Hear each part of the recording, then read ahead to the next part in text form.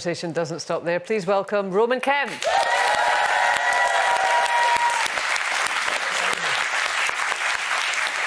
Lovely to have you here, Roman. I mean, undoubtedly you've become a mental health advocate, but it wasn't something that you kind of consciously set out to be, was it? No, I mean, I think anyone that is affected by suicide or you know, anything within life that is traumatic towards you, whenever you see like a charity these days, most of the time they are set up by people that have been affected. And I think when it came to, you know, me losing my friend and then obviously being honest about what I had struggled with throughout my life, it kind of set me on this path that I kind of, in a way, at the beginning and at times in my life, I kind of feel at a catch-22 with it. It's like a double-edged sword because I don't want to be a part of this, and you don't want to keep talking about mental health, you don't want to keep talking about suicide, but at the same time, you can't help it because of the love that you have for the person that you lost. Yeah. And you will always forever be attached to it. So you don't know if it's, and especially on top of that, you've got people that will approach you and say, oh, thank you so much, or they're really proud of you, but it's not really about that. It feels like a curse sometimes. But Roman, you need to know. Yeah. You need to know that what you're doing is so important. Yeah. No, yeah. And also that you probably, it's highly likely that you have saved lives by just talking about it. Yeah, for sure. And don't get me wrong, that's a thing that you know, I get told a lot, and that's an amazing thing. But at the end of it, it's hard because you feel conflicted to feel selfish in that, you know, if you said to me, would I swap that to have my friend back? I would, because that's a normal human reaction. It's so difficult, sorry. It's difficult as well because I didn't have childhood issues, but giving birth to my son, Matty, then I embarked on 30 years of clinical depression.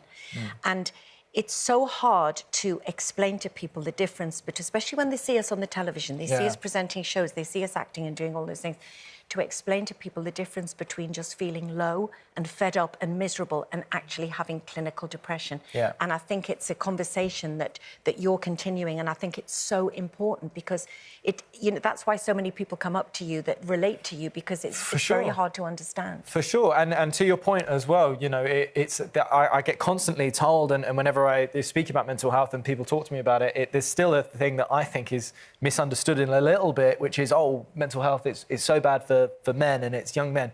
Let me tell you, it's not. These numbers that you see, like, this is men and women. You know, if you talk about attempted suicides, you talk about things like this, it is so high within females as well.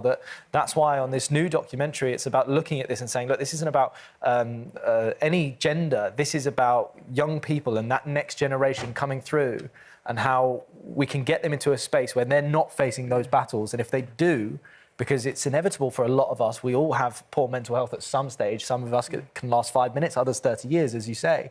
But when you come up against that battle, do you know what to do? And there are people out there that are trying to provide that for schools. And are there the services there? Because, I mean, that is the thrust of your new documentary, isn't it? The Fight for Young Lives, which is BBC 3 at 9 o'clock this evening. It's like, OK, we know the problem. We think we know the scale of the problem, probably underestimated, but what can be done? What support is there? And when you looked into that, it wasn't a good story, was it? No, it's not. And that's the hard thing about kind of trying to promote this documentary tonight, is because I'm kind of imploring a lot of parents to watch it, so that they can face the reality of what help is out there. If their child comes to them and says, I don't want to be here anymore, they will then have to go on a wait list that can be around 18 months. They will only see you if you have attempted to take your own life. And at that point, it's too late for so many parents. Yeah, but even if you have attempted, I mean... And it's still a timeline after that. Exactly, it's still a timeline after that. Precisely, and that's why I think, you know, it's all about, you know, it's getting in before that point. You know, there's so much pressure on the system, in the school system and you know, on the NHS to take care of them. And realistically, we need to be focusing on not getting to that point in the first place. And that's through these mental health support teams that I talk about in the documentary. And it's extremely disheartening because, you know, and in a letter that I wrote as well to the government, I was extremely disappointed that the government said, oh yeah, these mental health support teams, they really work. We'll put them in 30% of schools.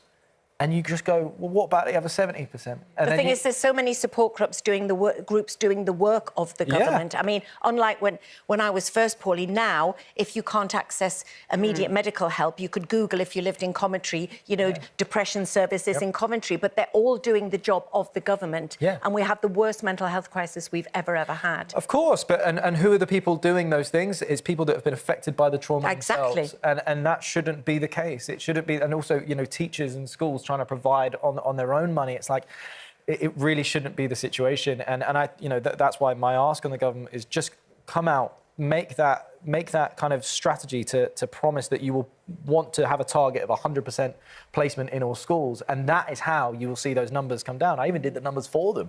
I even said, look, if you every £1 spent, you get £1.90 back. What did they say when you said that?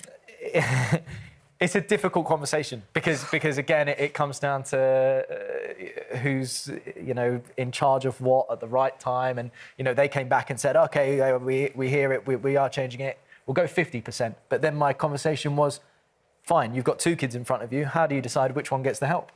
Yeah, I mean, you've opened this door now in a very positive way for a lot of people, but I would imagine it's a big responsibility on you as well. But you've had some sort of quite high-profile help. Tell us about your encounter with Princess Catherine. Yeah, Princess Catherine. I mean, it was amazing, and do you know what? It was so refreshing for me as well because, you know, there she is. There she came over.